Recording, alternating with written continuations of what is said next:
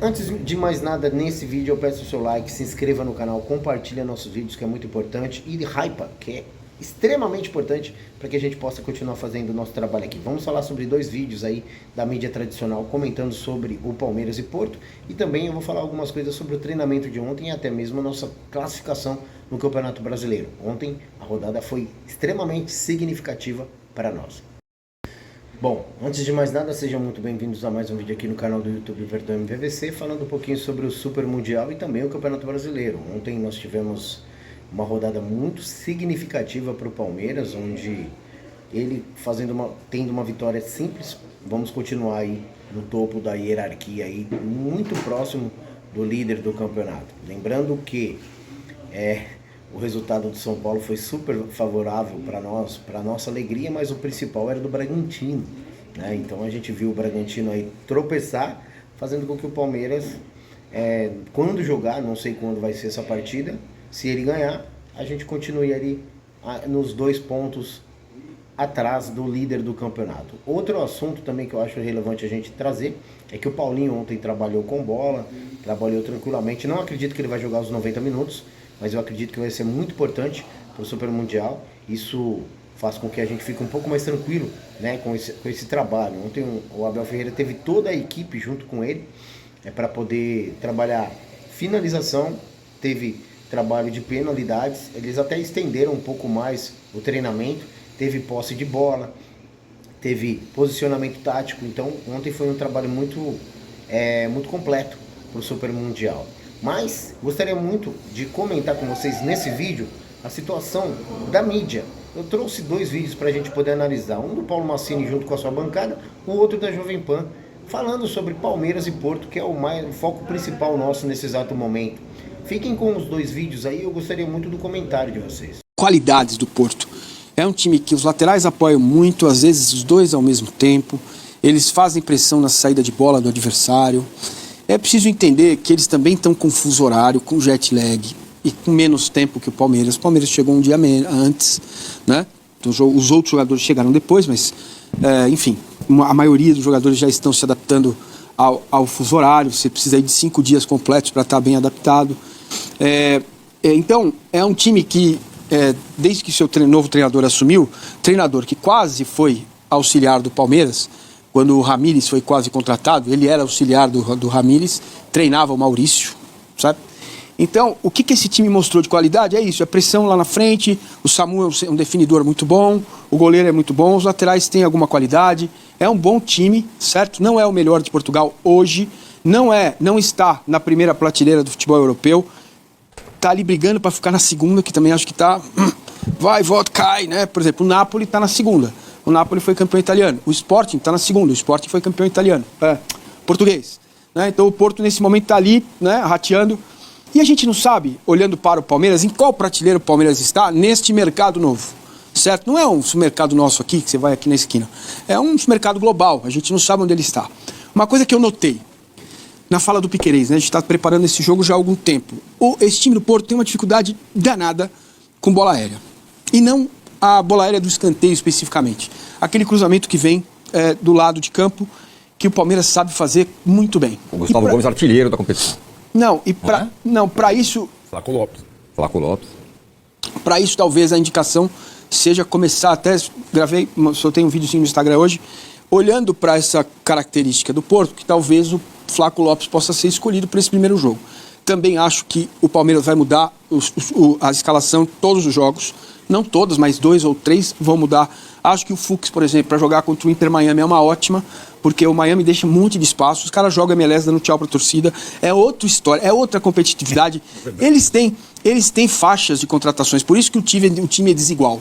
Claro. Né? Então você tem os top lá, os que são ainda tops, são jogadores experientes, tal, mas são tops.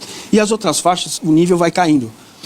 Então, esse Inter Miami deixa lá... Na MLS dá pra jogar o Vessone e o Messi no mesmo time, dependendo da... Mas Quem faz a contratação, pelo que eu entendo, até não é nem os clubes, né? É a própria liga que os salários são públicos e tal. É outra história, é diferente. Então deixa esse jogo da MLS, que eu nem contra o Inter, que nem era pra eu falar sobre ele. Que é o último, né? Exato. Mas olhando para o Porto, vamos lá, Felipe Anderson enfrentou o Porto recentemente. Martínez enfrentou o Porto recentemente. Então, são dois jogadores que vão estar em campo, cara. Pelo que o Abel olha, pelo que o Abel tem feito nesses 5 anos, né?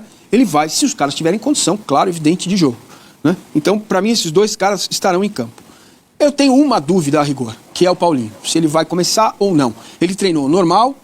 Hoje que dia é? Quinta. O Palmeiras chegou segunda noite, né? Ele treinou terça, ele treinou quarta, ele treinou quinta. Tomou um encontrão lá do... Mas não é nada grave, tá? Foi só Encontrão. uma pancada. A minha dúvida é se vai o Paulinho ao lado... Se vai o Paulinho e se vai o Paulinho ao lado de quem? Porque o resto, amigo, como a Gabi disse, o Naves faz a vez do Gustavo Gomes, a Giai, Gomes e Murilo. Um cara que marca muito bem o Hulk. Quem é no futebol brasileiro? Murilo. Murilo marca muito bem o Hulk. Então talvez o Murilo seja o homem da marcação do SAMU, certo? E o Piquerez, né, como ala.